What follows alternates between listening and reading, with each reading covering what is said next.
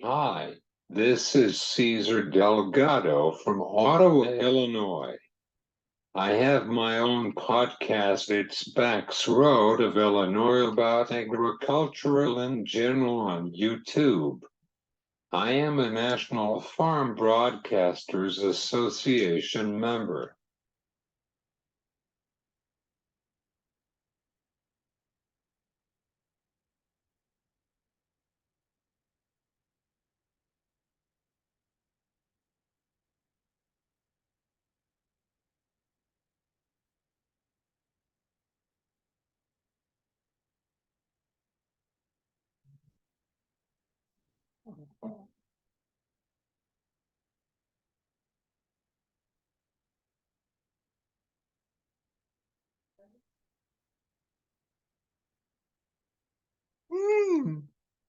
I'm going with Tim Mee from Illinois Farm Bureau.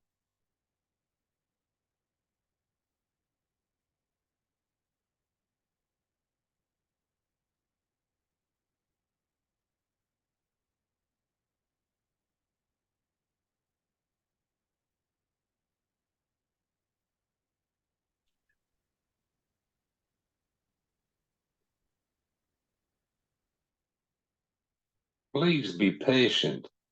I'm using a computer to help me communicate. Thanks. To begin a great. Oh.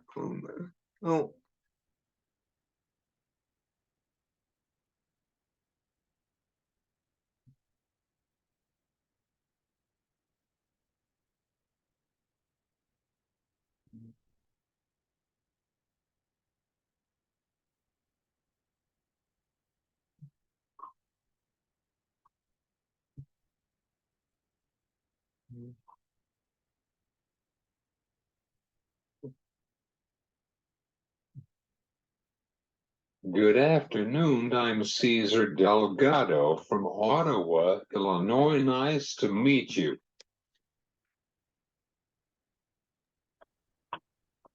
Hey, Caesar, can you hear me okay? I just want to make sure I've got my audio correct here. Yeah. Okay, sounds good. I'll start my video as well. There we go. Hey, man.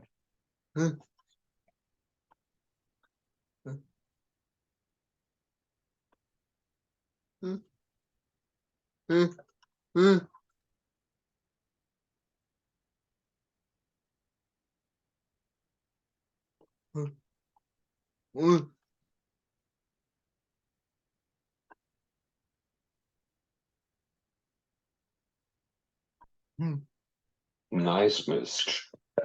Thank you. Thank you very much. I appreciate that.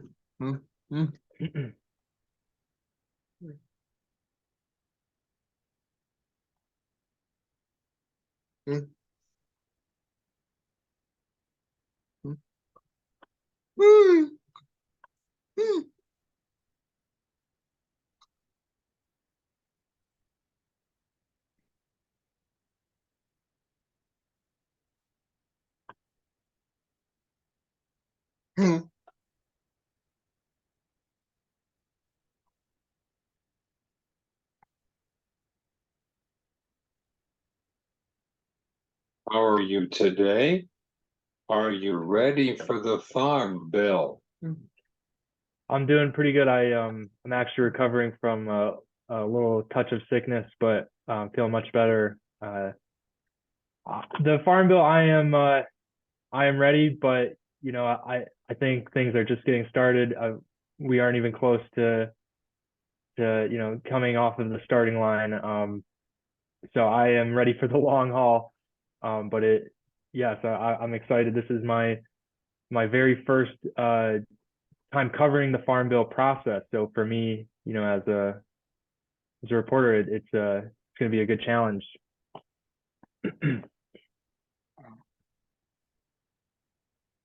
Good luck. Thank you. I appreciate that.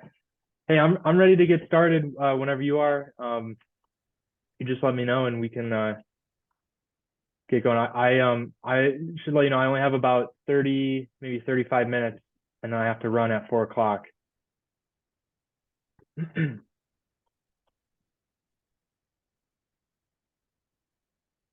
I'm ready to start my interview.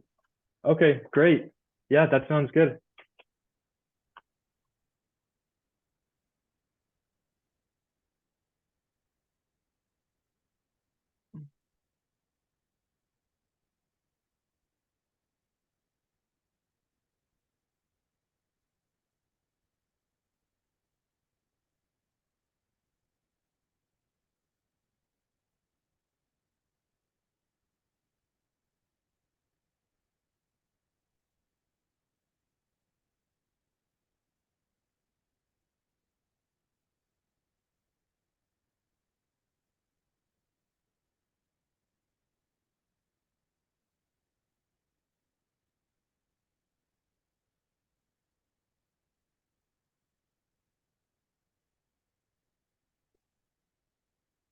What is your opinion on the Farm Bill on Illinois' farmers? Thanks for that question. So, the Farm Bill takes perspectives, priorities from farmers all across the U.S., right? From all 50 states. And obviously here in the Corn Belt, the I states have probably a longer list of priorities and things that they're looking for than, maybe some of the coastal states, because agriculture is so prevalent here. But specifically, I know that Illinois Farm Bureau's priorities for the Farm Bill, the 2023 Farm Bill, are protecting crop insurance programs, updating within some of those programs reference prices that are used for payments for farmers who have that coverage. Those prices haven't been touched for a long time. Another priority is always trade. Under the Biden administration, there has been a pretty slow start to the trade agenda. And so a lot of farmers, ag groups in Illinois are looking for, some more robust trade policy. Another thing that I know Illinois Farm Bureau is looking for within the Farm Bill this year is continued support for conservation programs, but voluntary conservation programs. So those are some of the priorities. Another one I should mention too, this isn't necessarily a Farm Bill, but renewable fuels, the renewable fuel standard and other programs that help or support that are all wrapped up in Farm Bill priorities as well. What things are you looking for on the Farm Bill? So one thing that I'm watching right now is this dynamic between the Inflation Reduction Act and the Farm Bill. So it gets really complicated really fast, but the basic kind of dynamic here is the Inflation Reduction Act had a lot of money in it for programs that are usually funded or historically have been funded through the Farm Bill. So the big question hanging over one's head is where is that money going to go with the 2023 Farm Bill? Will it contribute to the baseline? Will it be moved around and used to be spent elsewhere? Those are some questions that, like I said, are going to have some really complex answers. But to get back to your question, another thing that I'm watching is the potential fight that could happen over the nutrition title within the Farm Bill. And this isn't a new sort of risk. It happened in 2018. And basically what's going on with this is that some Republicans want to make cuts and Democrats want to preserve that funding. At the end of the day, that's what it comes down to. And so that fight can sometimes play out. The SNAP program is part of the nutrition title. Yes. And so the Supplemental Nutrition Assistance Program is basically the biggest food subsidy program in the U.S. And every time there's a farm bill, it is the thing that sort of divides Democrats and Republicans. Republicans want to cut funding for SNAP. Democrats want to preserve it. And what ends up happening is a big fight over if that program should be cut, if so, how much, and it can get ugly. So that's another thing that I'm watching for this cycle.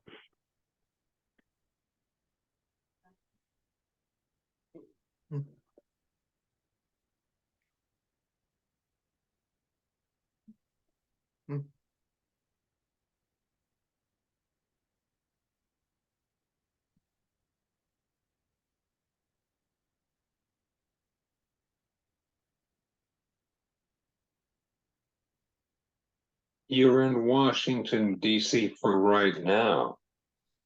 I'm actually in Bloomington, but I will be in DC in March for a Illinois Farm Bureau Leaders to Washington trip, which is where we take farmer members and they meet with legislators to discuss ag issues. And so one of those issues this trip will of course be Farm Bill. But yeah, I make it out there maybe 2 or 3 times a year. But you know, everything is online now with committee hearings, and a lot of lawmakers are on social media, so it can be easy to you know, still report on them from afar. Just tell me about yourself and your career. Sure. I have been in Illinois for a couple of years now. I first came to the state to get my master's degree. I went to the University of Illinois in Springfield.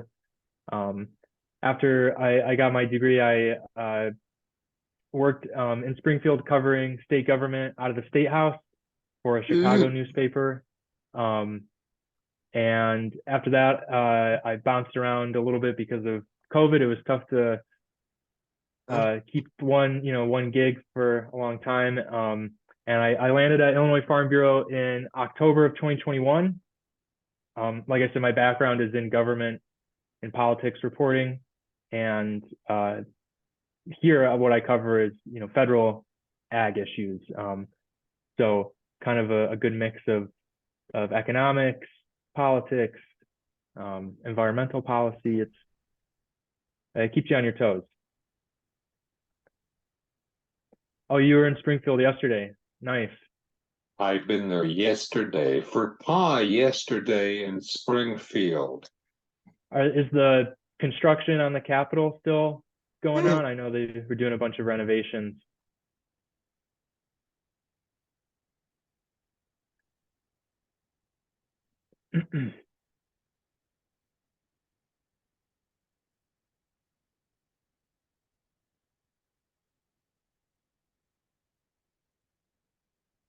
I wanted second place for public speaking. Oh wow! Congratulations. That's good for you, man. That's a great honor. Thanks. You're welcome.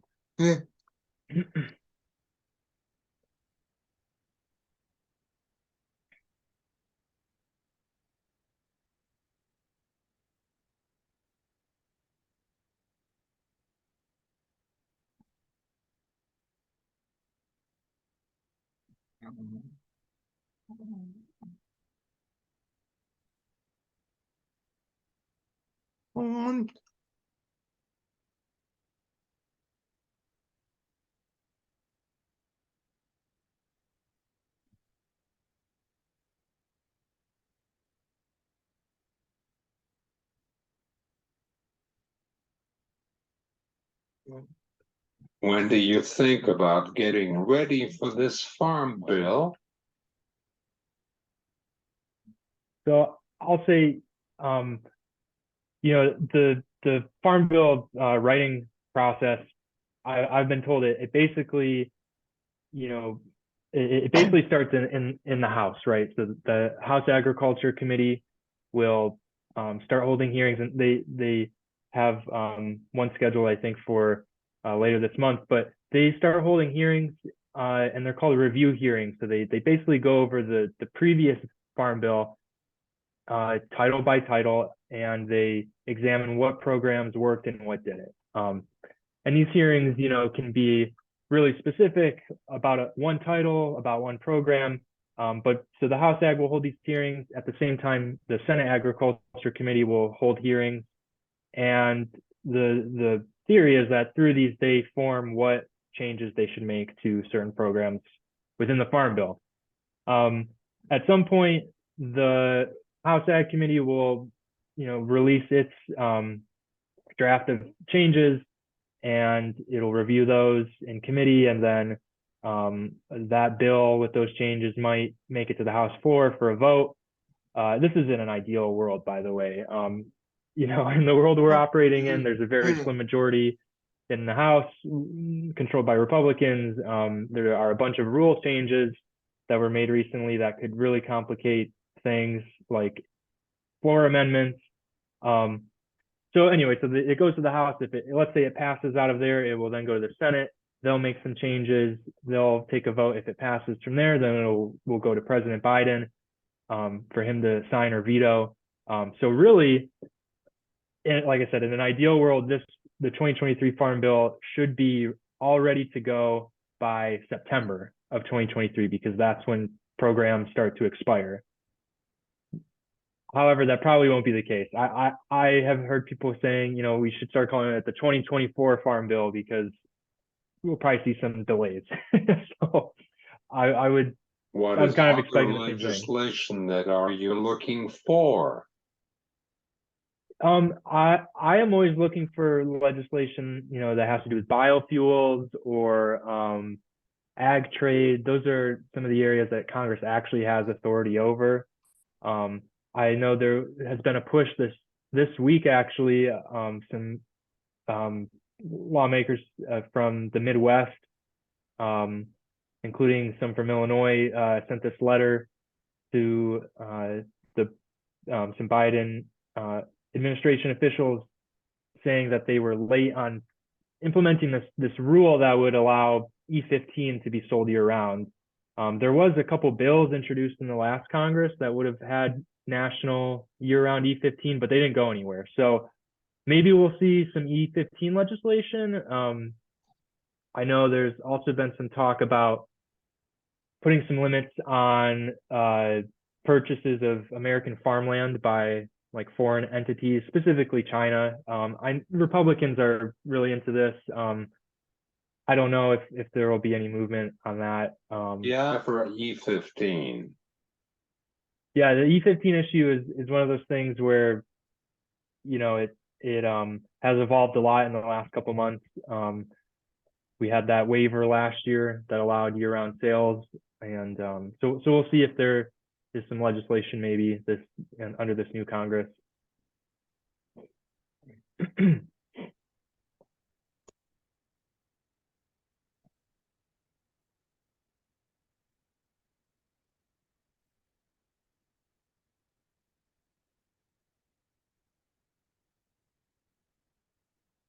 Can you explain me about waiver? Yeah, so and I'm not even close to being an expert on this topic, but my limited understanding is that because biofuels, gasoline that has ethanol mixed in it, for instance, because it is still a fuel, it has an emissions quality to it. And so there are certain times of the year, apparently, when emissions are, a little bit worse or a little bit better in terms of how they interact with the atmosphere. And EPA has said before that basically using high volatile fuels like petroleum-based fuels, that their emission quality is bad, right? So under this waiver, basically, you could use gasoline mixed with ethanol during the summertime when that volatility is usually higher than normal. So that allowed these higher blend fuels to be used. Like I said, it gets really complicated, but basically to be able to sell E15 year round, you need one of these waivers. And EPA issued a couple of those in 2022, but now the question is, will they continue to issue them for 2023, or do we need this larger policy change that I was talking about earlier? So like I said, it gets really complicated. But they're basically the key to allowing E15 sales year round.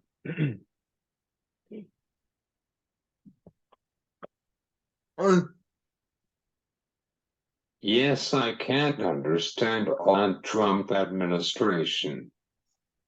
Yeah, if I remember correctly, there was something under the Trump administration EPA where these waivers were issued like incorrectly or something along those lines. I think there was maybe even some litigation over it.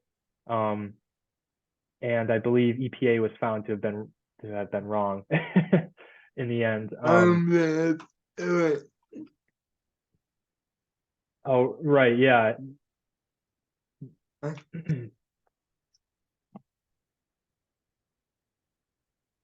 Favor to the oil companies. Yeah, that's right. Yeah. That's always another part of this E15 issue or renewable fuels issue is the battle between oil companies and alternative fuel sources.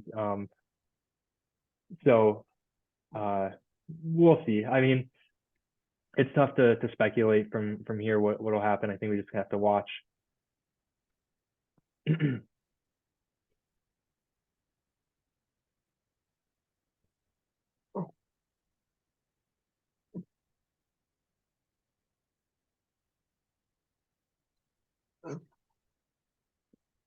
How about WOTUS? It's a big deal.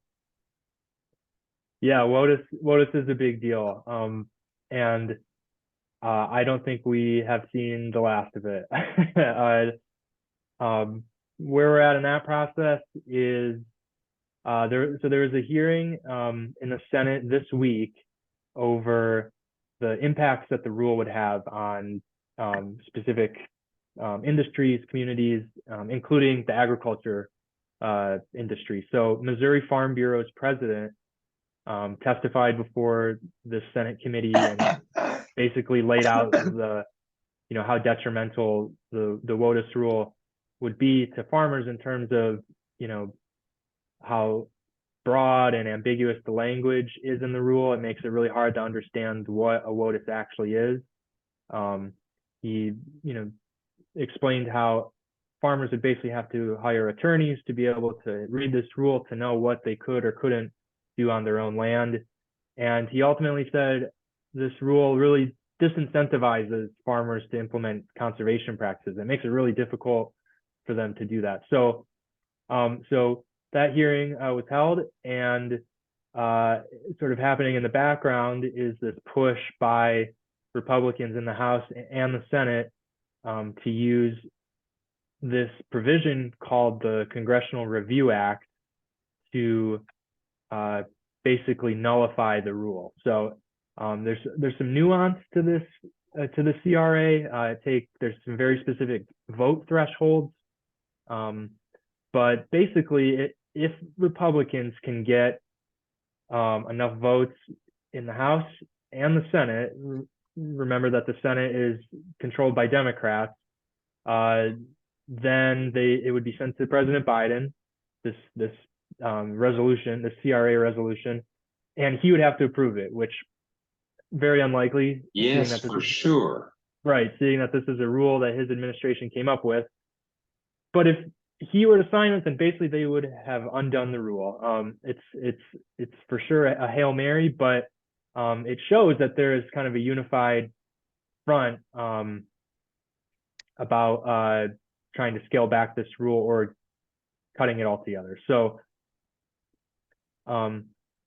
of course farmers, like I said, are not excited about it because it really ties their hands on what they could do on their own land. So I know Farm Bureau is really committed to this issue, and we'll see. There's also a Supreme Court decision coming on this, which could really complicate things some more. So we'll see. I know it's an issue that just we like I said before, we haven't seen the end of it. It's going to keep evolving with these legal challenges.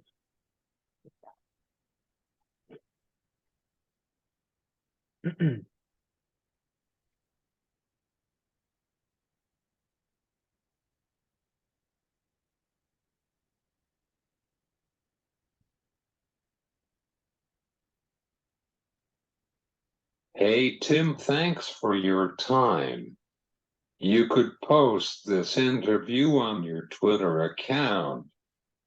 Hey, Caesar, thanks so much for the invitation. I really appreciated you reaching out, and sorry about some of the scheduling issues. But yeah, I'll it was my pleasure to join you today. I'll for sure promote this. And yeah, I hope I get the chance to meet you in person too. I know you come to some of the conferences and stuff, right? So I'm sure our paths will cross at some point.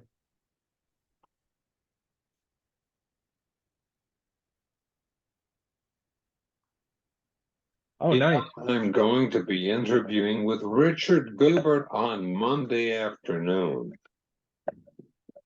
Very nice. Yes, President Giebert is a great guy. That should be a good interview. He very knowledgeable and he's very kind. So yeah, best of luck talking with Rich. I'll look forward to listening to that one.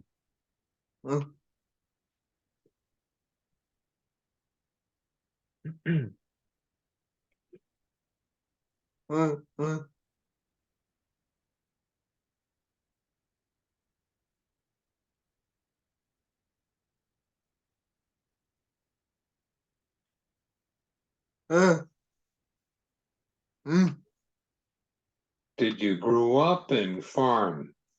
So my dad's dad, my paternal grandfather is well, he's retired now, but he was a row crop farmer. And his dad was as well. So as a kid, I grew up around and on the farm. But as a young adult, I went to college and everything, and haven't found my way back to the farm in that capacity. But at Illinois Farm Bureau, I kind of feel like I'm still sort of following in that legacy just a little bit. Um, but yeah, so I have a little bit of an on the farm background. And that was in Michigan, by the way. That's where I'm from.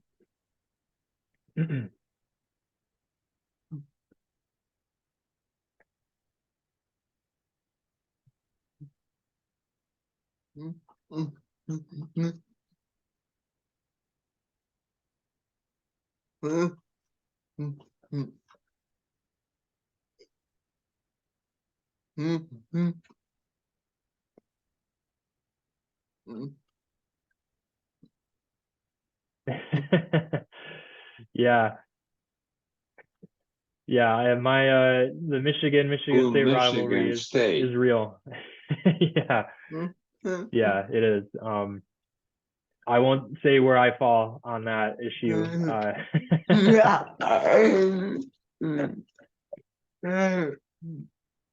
But hey, Caesar, I should run. You see, it's about 4 o'clock here. But hey, thanks so much again. I appreciate you taking the time, and best of luck with this project too. You're doing a great thing. So We'll talk to you later. It was nice talking to you. Hope you have a fantastic day. thanks, you too. We'll talk again soon.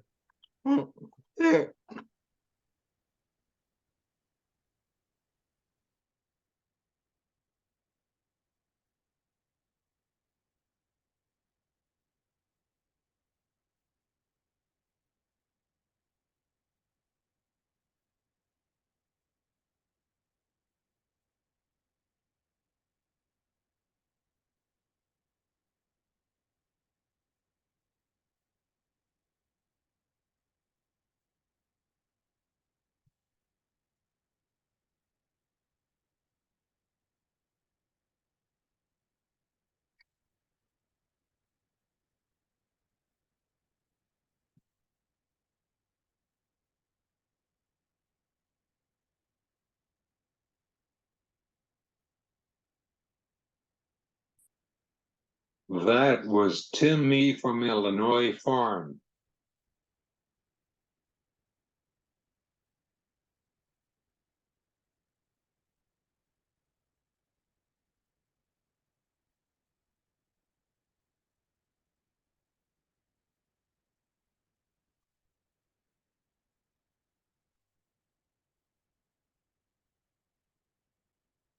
Hey there. I am going to be interviewed with Mr. Richard Gubert, Illinois Farm Bureau President, on February 13th at 2:30.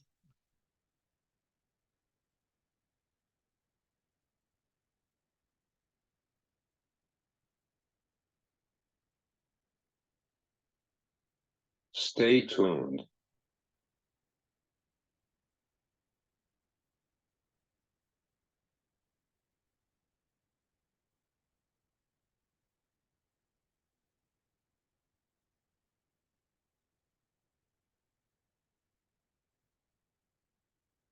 Talk to you later.